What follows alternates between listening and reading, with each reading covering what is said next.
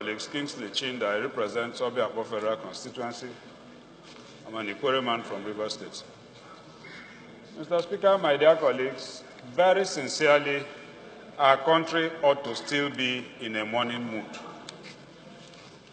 In fact, all of us in government and governance ought to be mourning the loss of Nigerians from January up till date. If we consider that the primary purpose of government is security of lives and property, I think the question we should be asking ourselves is how well have we carried out this primary purpose?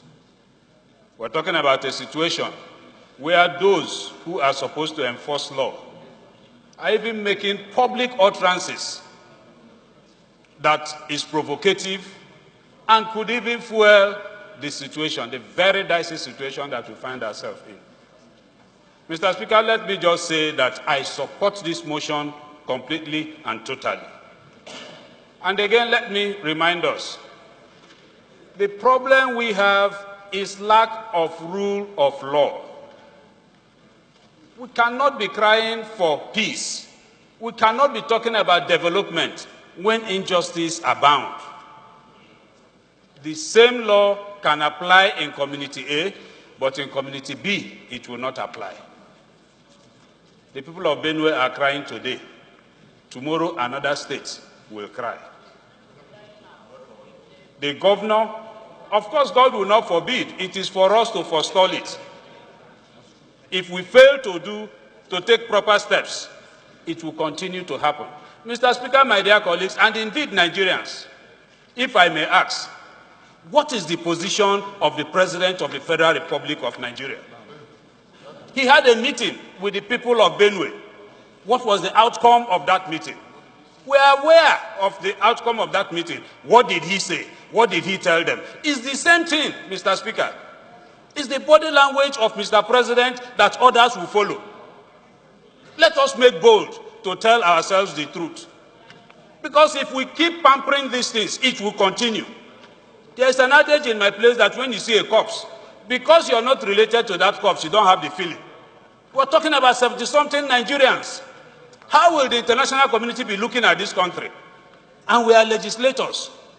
It is our role to represent these people, including those that were killed. They have representatives here. And we ought to take proactive steps.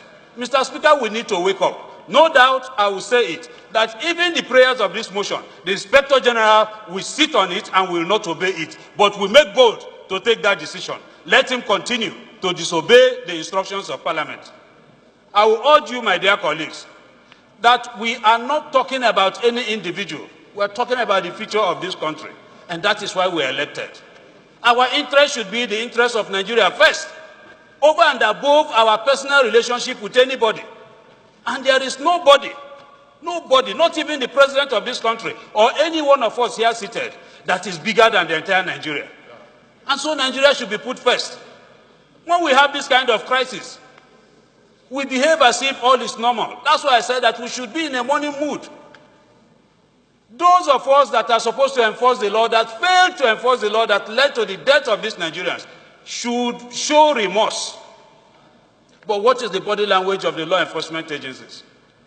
How can the Inspector General be talking about laws if they feel that the laws are bad? Our laws have also provided solution to that. They should go to court to nullify such laws and not to be making utterances that will give those who are supposed to obey the law impunity to disobey the law and continue to cause crisis in society. Mr. Speaker, my dear colleagues, this is a wake-up call. Like I have said, it is Benue today. We don't know where it will be tomorrow. Kanu has their own problem. Some of our citizens cannot go home. Why? The Inspector General advised that they should not go home. This is a democracy, for Christ's sake. How long can we continue to condone this? We're also approaching the elections. If we do nothing, and this country boils and goes into crisis, and we continue to lose souls, all of us will be held responsible because we are representatives of the people. So I think we should speak up. We should speak out. We should take decisions and positions in the interest of the entire Nigerian populace to salvage our country. I urge you to support this motion and, in fact, tighten the prayers further. Thank you, sir.